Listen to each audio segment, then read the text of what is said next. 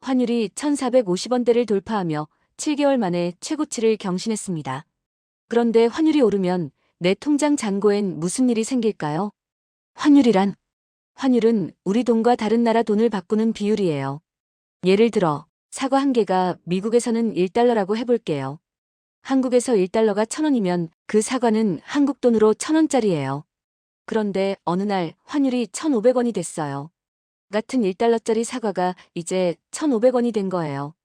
즉 환율이 오르면 우리 돈의 가치가 떨어지는 것이죠. 이걸 원화가 약세, 반대로 환율이 내려가면 원화 강세라고 불러요. 요즘 환율이 왜 이렇게 오를까?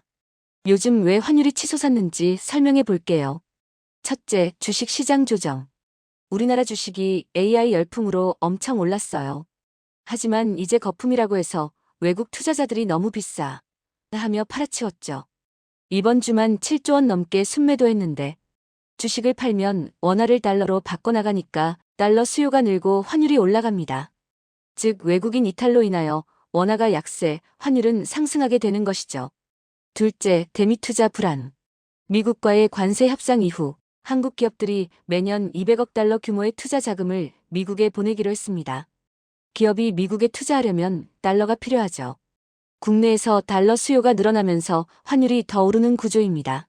셋째, 미국 셧다운 장기화. 셧다운은 미국 정부가 문 닫고 쉬는 거예요.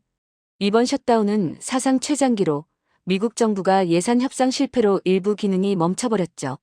정부가 문을 닫으니 시장 불확실성이 커지고 안전자산인 달러로 자금이 몰렸습니다.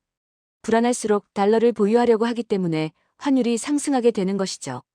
게다가 전 세계 주요 통화 대비 달러의 가치를 보여주는 달러 인덱스가 석 달 만에 100을 돌파했어요. 이유는 미국 금리 인하가 고용지표 호조 등으로 서두를 필요가 없다는 연준 내부 갈등으로 늦어지고 있고 미국 경제 지표가 예상보다 괜찮기 때문입니다. 달러는 여전히 안전하다는 인식이 퍼지면서 달러가 강세, 환율이 상승하게 된 것이죠. 넷째, 트럼프 정책 기대감. 트럼프 2기 행정부 출범으로 관세 강화, 감세 정책이 예상돼 인플레 우려가 커졌어요. 무역 적자 해소를 위한 강달러 선호도 있지만 동시에 달러 수요 증가로 강세를 부추기고 있는 것이죠. 환율이 오르면 투자자들에게는 어떤 변화가 찾아올까요? 단순히 달러가 비싸졌다는 걸 넘어 채권, 주식, 부동산, 심지어 나의 통장 잔고까지 전부 영향을 받습니다. 이번 영상에선 환율 상승이 투자 시장 전반에 미치는 영향을 채권, 증시 위주로 설명해 볼게요. 환율이 오르면 채권 시장은 어떻게 움직일까? 먼저 국내 채권 시장을 볼까요? 환율이 급등하면 외국인들이 한국 국채를 팔고 달러로 자금을 옮기는 경향이 있습니다.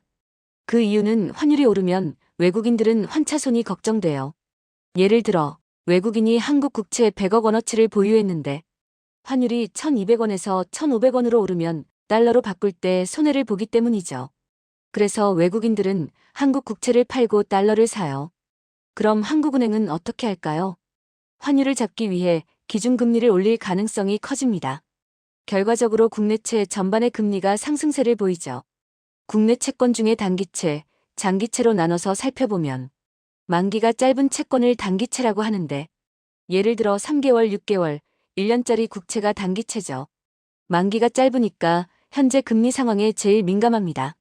환율이 오르면 한국 경제 불안해지고 외국 자금 해외로 유출되면서 원화가 약세가 되죠. 이때 한국은행은 금리를 올려 환율을 방어하려 합니다. 단기채 금리는 바로 반응해요. 즉, 단기채는 금리 인상 기대감에 즉시 반응하며 가격이 떨어지고 금리는 오르게 됩니다. 그럼 장기채는 어떨까요? 장기채는 10년, 20년, 심지어 30년 만기의 채권입니다. 이건 장기적으로 나라가 괜찮을까? 를 보는 시장이에요. 환율이 오르면 일시적으로 불안하죠. 하지만 만약 중앙은행이 금리를 올려 잡아낸다면 장기적으론 인플레가 안정될 수도 있습니다.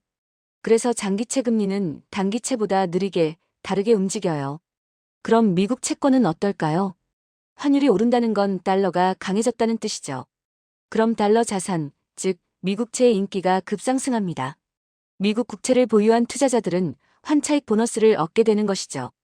예를 들어 3에서 7년 만기 미 국채에 투자했다면 달러가 오르는 만큼 원화 기준 수익이 자동으로 붙습니다. 하지만 여기서 중요한 포인트. 미국 내 물가가 잡히고 미국 금리 인하 기대감이 생기면 오히려 미국채 금리가 떨어지고 가격이 오르게 되죠. 지금 달러 인덱스가 100을 넘어섰습니다. 이 구간은 달러가 꽤 강한 구간이에요. 만약 달러 인덱스가 100 밑으로 내려오기 시작하면 그때는 환해 지역 미 국채 ETF로 갈아타는 것도 방법입니다. 환율과 주식시장, 어떻게 연결될까? 자, 이제 주식시장으로 가볼까요? 환율이 오르면 일단 외국인들이 한국 주식을 덜 사게 됩니다. 그 이유는 원화가 약세면 나중에 환차손을 볼 수 있다고 생각하기 때문이에요.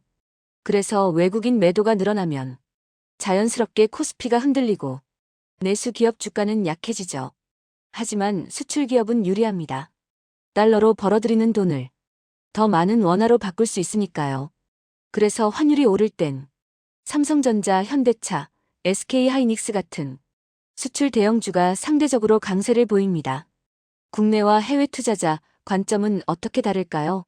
먼저 해외 투자자는 달러가 강세되면 해외 ETF나 미국 주식은 보너스 효과를 얻게 됩니다. 예를 들어 같은 애플 주식을 100달러에 샀다고 해요. 그때 환율이 1200원이었다면 원화로 12만 원. 그런데 환율이 1500원이 되면 달러 환산 수익이 없어도 원화 기준으론 15만 원이 돼요. 달러 강세는 달러 자산을 가진 사람에겐 이득입니다. 하지만 국내 주식엔 부담을 주게 됩니다. 외국인들이 원화 가치가 약하다고 보면 한국에서 벌어도 나중에 환차손 날 수 있겠네 하면서 주식을 팔아요. 그래서 환율이 급등하면 외국인이 주식을 매도하게 되고 코스피는 하락하게 됩니다. 금리와 환율은 친구이자 적입니다. 미국이 금리를 안 내리고 높게 유지하면 달러는 더 매력적이죠. 전 세계 돈이 미국으로 몰리게 되면서 한국 돈은 약해지고 환율은 더 오릅니다. 반대로 한국은행이 금리를 올리면 우리 원화도 강해지고 환율이 내려갈 수 있어요. 그래서 한국은행의 금리 결정이 환율에도 큰 영향을 미칩니다. 환율은 단순히 숫자가 아닙니다. 한 나라의 경제 체온을 보여주는 지표예요. 환율이 오르면 우리 돈의 가치가 떨어지고 수입 물가는 오르며 생활비가 조금씩 더 부담스러워집니다. 반대로 환율이 안정되면 물가도 진정되고 우리 경제의 숨이 한결 고르게 쉬게 되죠. 그래서 정부도 기업도 투자자도 매일 아침 환율을 가장 먼저 확인하는 이유가 바로 여기에 있습니다. 앞으로의 전망은 어떨까요? 지금은 달러가 여전히 강하고 미국 금리 인하 시점이 뒤로 밀리면서 단기적으로 환율이 1450원 이상에서 쉽게 내려가긴 어려운 상황입니다. 하지만 중장기적으로 보면 미국의 셧다운 사태가 해결되고 금리 인하가 시작되면 달러 강세가 완화되고 우리 원화도 서서히 숨을 돌릴 가능성이 큽니다. 결국 환율을 이해한다는 건 세상의 돈이 어떻게 움직이는지를 읽는 것이에요. 환율은 기업의 이익을 바꾸고 주식시장 흐름을 흔들며 우리 삶의 물가를 결정짓습니다. 그러니까 환율을 안다는 건 경제의 언어를 배우는 것과 같습니다.